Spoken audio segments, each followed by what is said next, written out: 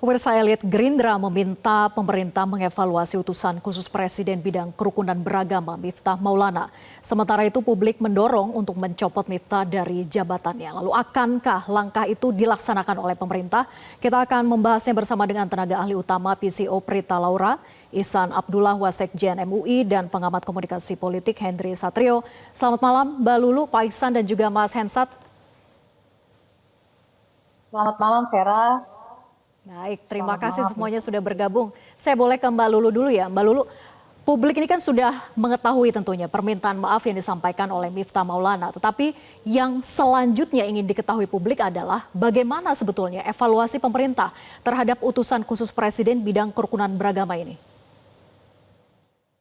Ya, tentunya hal ini sudah sampai kepada Presiden dan Presiden langsung memerintahkan kepada Kepala Kabinet untuk menegur utusan khusus Presiden Gus Miftah untuk segera meminta maaf dan itu langsung dilakukan meminta maaf kepada Bapak Sun Haji. Uh, Evaluasi tentunya dilakukan, kesempatan juga diberikan.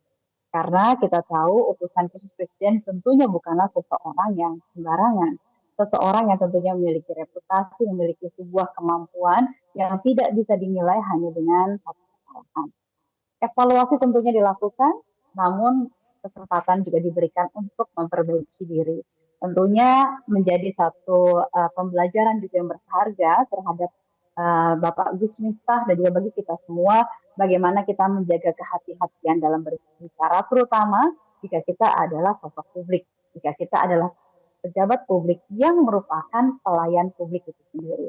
Jadi proses tersebut sudah dilakukan dan kemudian tentunya evaluasi terus dilakukan untuk kemudian memantau bagaimana perubahan-perubahan dan juga perilaku ke depan dari bukan hanya terhadap Gus Miftah tapi tentunya kepada seluruh jajaran dari kabinet merah putih. Karena sikap dari Bapak Prabowo ini sangat tegas, yaitu bahwa keberpihakannya kepada rakyat kecil sangat amat besar. Kami bekerja 7 hari seminggu untuk satu hal itu, bekerja bagaimana melayani rakyat, terutama untuk rakyat kecil, karena perhatian juga sangat besar. Tadi kita sudah lihat videonya bahwa Pak Prabowo sangat menghormati masyarakat kecil, pedagang kaki lima, nelayan dan petani yang bekerja keras dengan cara yang halal untuk menghidupi keluarganya. Dan kemudian kita juga lihat dari berbagai kebijakannya, kita tahu ada Ya. penghapusan utang UMKM, nelayan dan juga petani, kemudian makan bergizi gratis, nanti kemudian juga ada screening kesehatan yang semuanya ditujukan dan menunjukkan keberpihakan dari Presiden Prabowo terhadap Ya, tadi disampaikan bahwa memang pemerintah sudah melakukan evaluasi begitu ya kepada Miftah Maulana. Tapi kemudian saya ke MUI, Pak Ihsan, Miftah sudah meminta maaf atas kehilafannya dan atas kegaduhan yang terjadi. Apakah terminologi yang digunakan yakni kata hilaf ini sudah tepat jika ingin menunjukkan penyesalan atas kesalahan yang sudah diperbuat?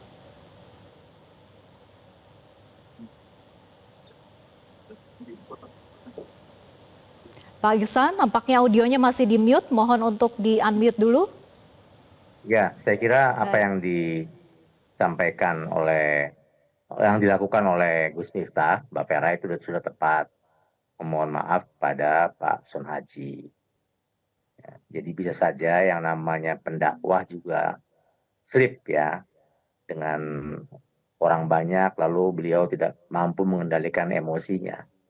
Tetapi ingat bahwa yang namanya Ustadz juru dakwah itu harus menjaga sebagaimana yang disampaikan Allah dalam firman Allah dalam Al-Qur'an surat Al-Kahfi ayat 19 yaitu wal yatalattaf. Jadi mengajak orang berbuat kebaikan yaitu juru dakwah mengajak kepada kebaikan itu dengan lemah lembut, dengan bahasa yang baik, pilih diksi yang lembut, ya. Bahkan kalau perlu dakwah itu memberi makan. Nah itu, misalnya, ya kan, kalau saja saat itu pedagang tehnya kemudian Gus Miftah mengatakan kepada audiens atau jamaahnya bilang, ayo kita beli rame-rame nih jajanannya atau barang jualannya Pak Sonaji supaya lepas laku, dan beliau bisa membawa nafkah untuk anak istrinya. Tentu itu lebih mulia, lebih luhur, ya kan? Nah, ini yang dipesankan, makanya di dalam MUI ada yang namanya dai berstandar atau standar untuk dai. Nah, ini ada semacam diklatnya bagaimana dai itu di dalam menyampaikan dakwahnya dengan berbagai tuntunan, ya kan, termasuk tadi menggunakan diksi, ya, ajakan yang lemah lembut yang baik sesuai dengan tuntunan di dalam Al-Quran. Artinya tidak boleh candaan-candaan itu yang merendahkan, ya, umatnya atau pengikutnya atau jamaahnya, karena ada tuntunannya. Ya banyak sekali, ya, Ustadz, Kiai, ya, para tokoh dari Nahdlatul Ulama itu kan pandai-pandai berkelekar di dalam menyampaikan dakwahnya supaya fresh, seger, dan bisa diikuti dengan tidak ngantuk. Tetapi kan bisa memilih dengan kata-kata yang baik. Dan tentu ini sebagai muhasabah, ya, sebagai koreksi. Siapapun orang bisa melakukan kesalahan. Al-insanu ma'al khatah, dalam, karena manusia itu tempatnya khilaf. Tetapi tadi kita harus muhasabah, harus mengkoreksi diri bahwa kita harus mengingat tidak boleh kita lepas kontrol, ya, di dalam berdakwah. Apalagi tadi kalau kita lihat di TV, di medsos itu kan dengan ketawa-ketawa, lalu disambut ketawa-ketawa. Itu kalau kita lihat bagaimana perasaannya pason haji. Sedangkan yang namanya pason haji itu hanya seorang pedagang, taunya berangkat dari rumah, dia jualan, ingin mendapatkan rezeki dengan halal, ya, membawa pulang, dibagi untuk. Iya, karena publik menangkapnya kemudian memang penghinaan yang dibalut dengan kelakar gitu ya, padahal itu dalam momen dakwah. Nah, saya ke Mas Hensat kemudian. Mas Hensat, pemerintah kan menyatakan menyayangkan kejadian yang melibatkan Miftah yang dinilai kurang baik. Apakah menurut Mas Hensat pernyataan ini tuh sudah cukup menunjukkan ketegasan pemerintah seperti yang diharapkan oleh masyarakat sebetulnya? Ya, Vera, salam es teh dulu nih. Nah, ini makanan. Diborong nggak tuh tehnya? Simbol minuman yang rakyat, menyegarkan. es teh ini. Jadi tentu saja apa yang disampaikan oleh pemerintah, Bang Hasan, Mbak Lulu tadi sudah minimal menyejukkan lah, karena kelihatannya memang ada pergolakan yang kuat sekali di masyarakat untuk menuntut Gus Miftah dievaluasi, ya. Apalagi kan saat ini Pak Prabowo yang saya mengerti itu sedang mencari momentum terbaik untuk mempopulerkan atau mengkampanyekan program-program dia di 100 hari awal. Kemarin pada Hari Guru disampaikan ada insentif, kemudian ada juga penurunan tiket pesawat, kemudian ada program makan siang gratis, kemudian ada kunjungan-kunjungan luar negeri, hal-hal baik yang dilakukan oleh Pak Prabowo. Kemudian seperti tersapu dengan berita selorohannya Gus Miftah yang apa ya, saya tidak ingin menggunakan kata kasar tapi menghina, ya, quote and quote, menghina rakyat kecil yang berjualan. Dan terlebih kan kita lihat itu kan ada panggung, ya, seperti ada pemisah antara rakyat dengan petingginya. Di panggung itu semuanya tertawa, bahkan di sebelah kanan Gus Miftah itu tertawa terpingkal-pingkal, seolah-olah itu adalah hinaan yang lucu luar biasa. Nah, tapi syukurnya pemerintah segera memberikan klarifikasi, dan Miftah juga, Gus Miftah kelihatannya juga langsung meminta maaf. Itu juga akibat desakan netizen. Menurut saya itu kalau nggak viral dia nggak mau minta maaf tuh, saya yakin. Tapi dia sudah minta maaf, tapi apakah itu sudah cukup? Belum nampaknya. Jadi kelihatannya ingin ada evaluasi menyeluruh tuh Mbak Lulu dari pemerintah terhadap keberadaan utusan khusus yang labelnya saja keberagaman beragama kalau nggak salah tuh. Sehingga itu sebuah label yang luar biasa. Sudah minta maaf, ya, tapi apakah kemudian rakyat sudah reda marahnya, itu kelihatannya belum. Bahkan itu di dia, media ya, Mas sosial Hensat, nanti beberapa kita juga akan, sudah kita akan masih tanyakan ke saja Mbak Lulu. mengungkapkan kekecewaan-kekecewaan itu. Gimana, Fer? Iya, nampaknya memang kekecewaan publik seperti yang kita lihat di medsos begitu ya, masih meluapkan amarahnya dengan hashtag copot Miftah gitu ya. Nah nanti saya tanyakan ke Mbak Lulu, apakah pemerintah bisa sampai setegas itu dalam melakukan pencopotan? Tapi dijawab nanti usai jeda, tetap bersama kami di Prime Time News.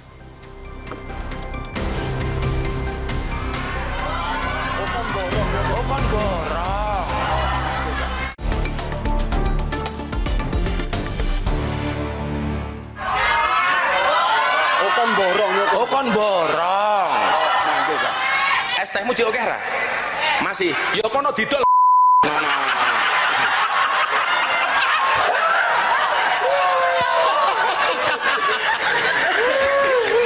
Dolen dhisik, engko lak rong payu wis takdir. Kita lanjutkan perbincangan, saya ke Mbak Lulu. Mbak Lulu, tadi disampaikan oleh Mas Hensat bahwa setelah dievaluasi kemudian apa selanjutnya? Apakah pemerintah kemudian menangkap keinginan publik untuk mencopot jabatan Miftah sebagai utusan khusus Presiden?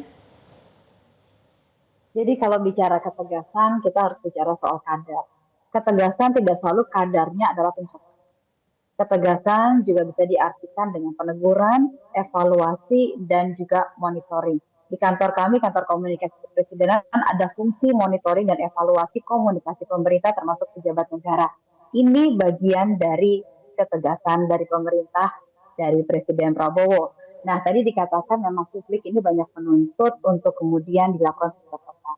Kami bisa mengerti dan menurut kami bahwa sorotan dari publik ini juga sangat baik untuk menjadi satu pagar, satu pengingat bagi kami semua pejabat publik untuk benar-benar menjaga kehati-hatian dalam bersikap. Karena mata publik ada di mana-mana, handphone ada di mana-mana untuk merekam segala sesuatu yang benar-benar kita harus benar-benar menjaga. Dan sekaligus juga ini menurut kami ini adalah satu pembelajaran yang sangat baik bahwa memang seringkali kita ini guyon ya, guyon di Indonesia, guyon bercampur bully itu tipis-tipis. Gitu ya. Banyak sekali guyon-guyon yang kita bercanda dengan bungkus bullying. Hal ini perlu untuk kemudian kita menjadi pembelajaran kita bersama bahwa hal itu bisa sangat menyakiti orang lain. Dan yang kedua, saya juga sangat mengapresiasi, belajar betul dari kebesaran hati dari Bapak Sun Haji. Ketika ada media yang menginterview Bapak Sun Haji, Pak Sun Haji mengatakan bahwa saya biasa saja, saya tidak ada rasa apa-apa begitu ya. Menurut saya Bapak Sun Haji memiliki kebesaran hati yang sangat luar biasa, yang itu menjadi pembelajaran buat saya juga dan pembelajaran buat kita semua. Dan yang ketiga tadi seperti yang disampaikan oleh Bapak Ihsan bahwa siapapun itu bisa salah. Siapapun bisa salah. Jadi mari juga kita membangun sebuah sistem yang memberikan ketegasan, memberikan evaluasi, namun juga memberikan sebuah kesempatan. Jika kemudian masih ada sebuah sikap untuk memperbaiki. Oke, saya selanjutnya ke Pak Ihsan. Pak Ihsan, ada saja pihak-pihak yang membenarkan tindakan ketika berdakwah kemudian dengan metode ataupun gaya berkelakar gitu ya, dianggap ya biasa saja, itu hal yang memang sering dilakukan oleh Miftah Maulana. Tapi bagaimana kemudian MUI melihat ini? Apakah MUI juga akan melakukan misalnya pembinaan kepada Miftah Maulana atau bagaimana? Ya, di dalam dakwah itu juga bisa berkelakar, tetapi tadi memilih candaan-candaan yang positif. Banyak sekali. Dan kita selalu di dalam berdakwah itu ada sisipan-sisipan humor dan seterusnya, ya kan? Supaya segar, hadirin tidak mengantuk dan lain-lain. Banyak sekali juk-juk yang bisa kita lempar kepada audiens ya untuk disampaikan supaya mereka bisa mengunyah ya, jadi tidak serius kan begitu. Tetapi yang kita lihat kemarin itu memang mungkin slip ya. Jadi saya kira tadi saya sampaikan bisa saja siapapun itu slip. Dan kalau memang itu slip sudah disadari, beliau sudah minta maaf dan kedepannya tentu beliau pasti akan melakukan introspeksi untuk lebih wise, untuk lebih lembut di dalam berdakwah, untuk lebih memilih kata-kata yang baik dan tidak merendahkan siapapun. Nah, itu tugasnya juru dakwah. Kalau perlu dakwah itu justru tadi saya sampaikan mengajak dengan memberi makan, bukan mengajak dengan marah-marah, apalagi merendahkan, misalnya kan gitu, kan banyak nih penceramah yang marah-marah, ya kan, yang penceramah yang mau dihargai mahal. Nah, justru keliru. Di dalam ayat Al-Quran tadi saya sebut sekali lagi, di dalam surat uh, Al-Kahfi, itu ayat 19, justru berdakwahlah dengan lemah lembut, dengan kata-kata yang baik, dengan kata-kata yang lembut. Nah, itu. Jadi jangan sampai nih lupa ya, karena audiensnya banyak, masanya banyak, pengikutnya banyak, lalu dia tidak lepas kontrol ya, lepas kendali. Nah, ini juga banyak dialami oleh para tokoh-tokoh ya, yang mungkin ini sebagai Baik, Pak muhasabah Ihsan. tadi ya, sebagai peringatan di awal. Jangan sampai tadi kata Mas Hensat, apa yang dilakukan Pak Prabowo yang hebat seperti itu ya, sekarang sudah menggelegar ya. Indonesia sudah mendunia, semua sudah respect dengan Pak Prabowo yang kemarin Baik. mungkin sempat lupa di mana Indonesia. Sekarang luar biasa karena presiden tandang di semua event, ya kan? Nah, jangan sampai kemudian gara-gara yang begini mencoret sedikit lah ya, nggak sampai ke Baik, Pak sana-sana Ihsan. sih, tapi ya jangan sampai lah Ya. staf-stafnya itu justru membuat kontraproduktif ya. Karena Oke, saya ke ya kita tahu Mas lah yang Hensat ya, Pak namanya Ihsan. rakyat kecil itu, penjual asongan, tukang teh itu tidak perlu pertolongan siapapun, dia akan jalan, nggak perlu bantuan Baik. siapapun. Itu. Ya, Dia jalan, baik. tangguh dia itu. Nah, itu. Baik, selanjutnya Mas Hensat, tadi disampaikan Mbak Lulu bahwa bentuk ketegasan itu tidak harus dalam bentuk pencopotan gitu. Jadi walaupun kita menangkap ada keinginan publik yang mendorong untuk pencopotan atau bahkan dipecat gitu ya, itu yang santer kita lihat di sosial media. Lalu bagaimana kemudian meredam ini semua, apa yang kemudian harus dilakukan lagi oleh pemerintah? Ya, kalau dalam teori komunikasi kan ada teori yang mengatakan komunikasi itu siapa yang mengatakan, kapan dikatakan, kepada siapa, dan dampaknya apa. Nah, itu yang terjadi saat ini sedang diolah satu persatu dampaknya oleh rakyat Indonesia, oleh publik, oleh netizen. Yang dilakukan Gus Miftah bagus, minta maaf langsung. Tapi gestur setelah meminta maafnya, tadi Metro TV menayangkan, itu menurut saya sebuah gestur yang tetap ada quote-unquote sedikit intimidatifnya.